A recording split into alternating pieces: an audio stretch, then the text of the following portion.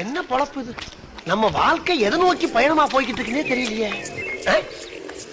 லாலே லாலே லாலா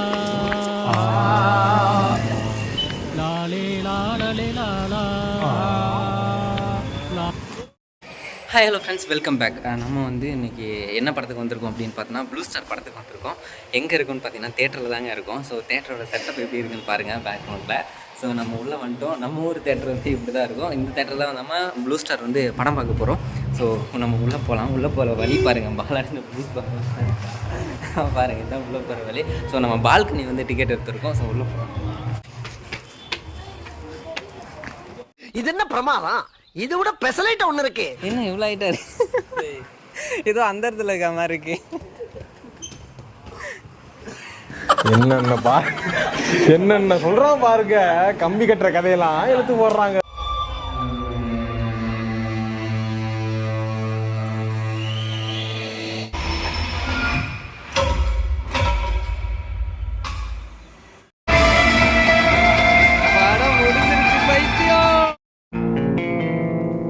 நம்ம இப்போ வந்து ப்ளூ ஸ்டார் படம், அந்த படத்தை பார்த்துட்டு வந்துட்டோம்.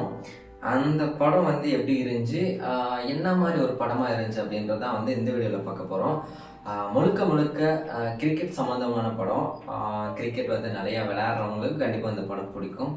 பட் அந்த கிரிக்கெட் என்ன சொல்லி கொடுக்குது அப்படின்னா, ஒரு ஊரில் ஒரு 2-3 கேங் இருக்குதுன்னு வச்சுங்க. ஒருத்தங்களுக்கு ஆகாது.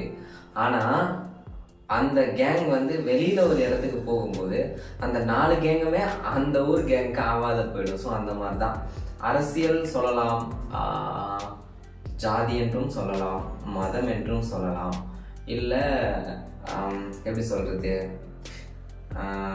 மனித தன்மையற்ற செயல் அப்படின்னு சொல்லலாம், தீண்டாமை அப்படின்னு சொல்லலாம். ஓகேவா? நம்ம ஸ்கூல் புக்கெல்லாம் வச்சுருக்கோம்ல, தீண்டாமை ஒரு பாவச் செயல், தீண்டாமை ஒரு பெருங்குற்றம் அப்படின்ற மாதிரிலாம். ஸோ அந்த வாக்கியத்தை வந்து ஸ்கூல் படிக்கும்போது தெளிவாக அந்த பக்கத்தில் இருக்கிற அந்த லைனை வந்து படித்து அதை ஃபீல் பண்ணி உணர்ந்துருந்தாங்களா, கண்டிப்பாக இந்த படத்தினுடைய அரசியல் பேசுனது பொய் அப்படின்னு சொல்லலாம். பட் அந்த விஷயத்தை தான் அந்த படம் முழுக்க சொல்லியிருக்காங்க. ரொம்ப அழகாக இருக்குது, சூப்பராகவே எடுத்திருக்காங்க, ரொம்ப சூப்பராக சொல்லியிருக்காங்க. கண்டிப்பாக கிரிக்கெட்டர்ஸ் வில்லேஜ், ஓரளவுக்கு கிராமங்களில் இல்லை ஓரளவுக்கு சிட்டியில் கிரவுண்டில் போய் கிரிக்கெட் விளையாடுறாங்கல்ல, அவங்களுக்கு இந்த படம் வந்து பயங்கர ரிலேட்டபிளாக இருக்கும். அதில் எந்த மாற்றமே கிடையாது. அடுத்தடுத்து நிறைய ஸ்போர்ட்ஸ் படங்கள் வரப்போகுதுன்றது எந்த மாற்றமும் இல்லை. அசோக் செல்வன் அண்ட் சாந்தனும் ரொம்ப நல்லாவே நடிச்சிருக்காங்க. கூட நடிச்சிருக்க எல்லா ஆக்டர்ஸுமே வந்து ரொம்ப நல்லா நடிச்சிருக்காங்க. பட் கீர்த்தி பாண்டியன் அவர்களுக்கும் ஒரு நல்ல ரோல் இருக்குது.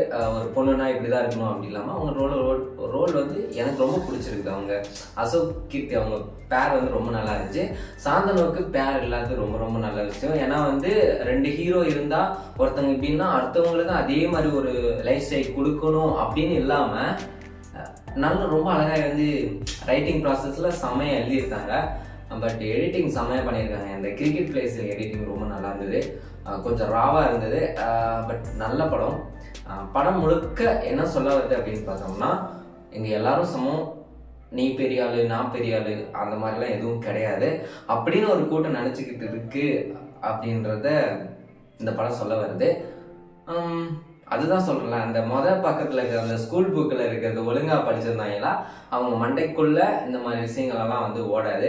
அதை வந்து ஸ்கிப் பண்ணிட்டு போயிடுவாங்கன்னு நினைக்கிறேன். அதனால தான் வந்து தேவையில்லாத எண்ணங்கள், அவன் இவங்க அப்படின்னு, நான் இவன் அப்படின்ற ஒரு எப்படி சொல்கிறது, ஆழமாக வந்து அந்த மண்டைக்குள்ளே ஓடுற விஷயம் வந்து அந்த ஒரு 3 லைன், தீண்டாமை ஒரு பாவ செயல், தீண்டாமை ஒரு பெருங்குற்றம், இன்னொன்று என்னன்னு தெரியல, தெரிஞ்சால் மறக்காம கமெண்ட்ஸில் சொல்லிடுங்க.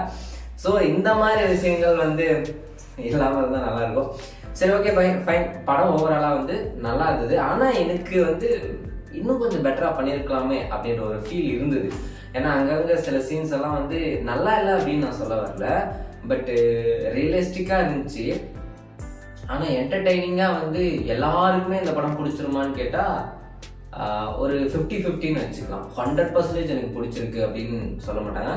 ஓகே, படம் நல்லா இருக்குது சூப்பராக இருக்குது, செம்மையாக இருக்குது அப்படின்னு வந்து சில பேரால் தான் ரிலேட் பண்ணிக்க முடியுமே தவிர எல்லாருமே வந்து செம்மையாக இருக்குது, சூப்பராக இருக்குன்னு சொல்லுவாங்களான்னா ஒரு கொஸ்டின் மார்க்.